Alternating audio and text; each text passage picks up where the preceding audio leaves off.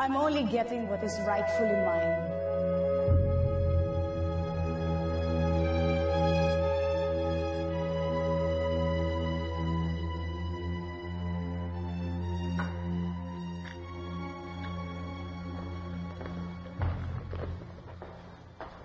Lola, nag-dinner na po kayo? Oh, akala ko sasamahan mo ang daddy mo.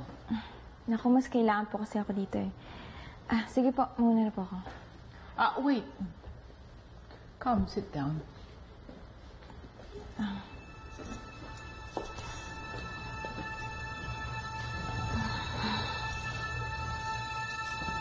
Sige, balitaan mo na lang ako, ha? Gawin mo ang kailangan mong gawin. Contact mo kaagad ako. Sige, good. Thank you.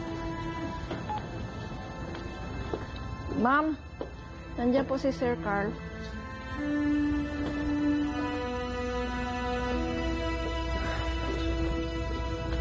Sorry hindi ko na makakalain na aabutan mo ako. Meron lang akong kinuhang importanteng papeles.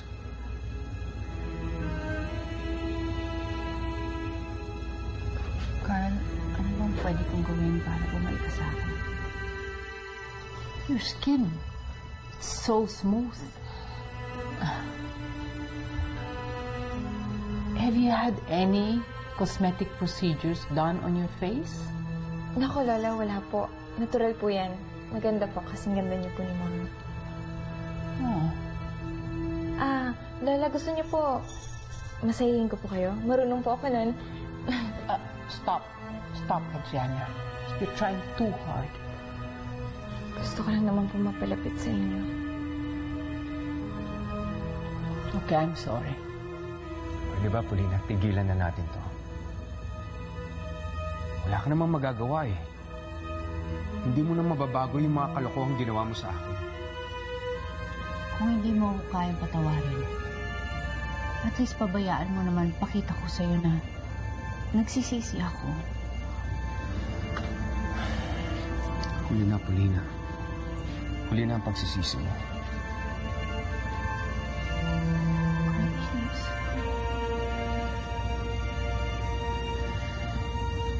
Ewan ko, Paulina, pero gusto ko na magbagong buhay.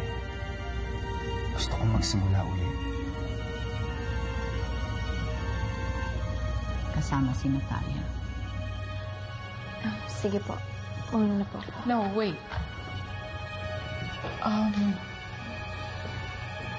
Tell me, meron ka pa bang natatandaan nung bata ka na nakakaiba?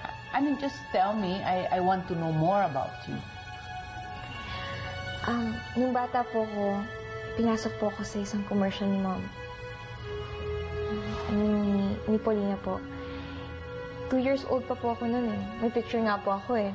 Tapos nakuha po ako sa isang commercial po ng baby powder. Bata pa lang po ako, mahilig na po talaga ako mag-artista, Lola. 2 years old? Yes.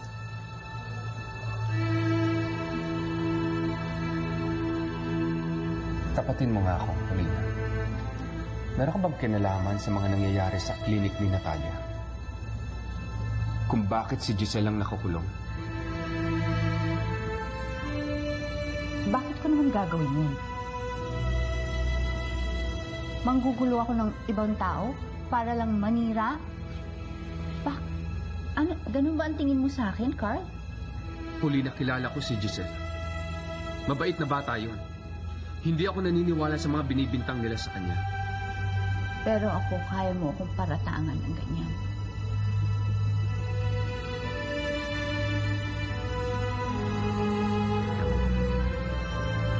Hindi ko alam kung ano isipin ko tungkol sa'yo. Hindi ko alam kung dapat kitang pagkatiwalaan ulit. Carl,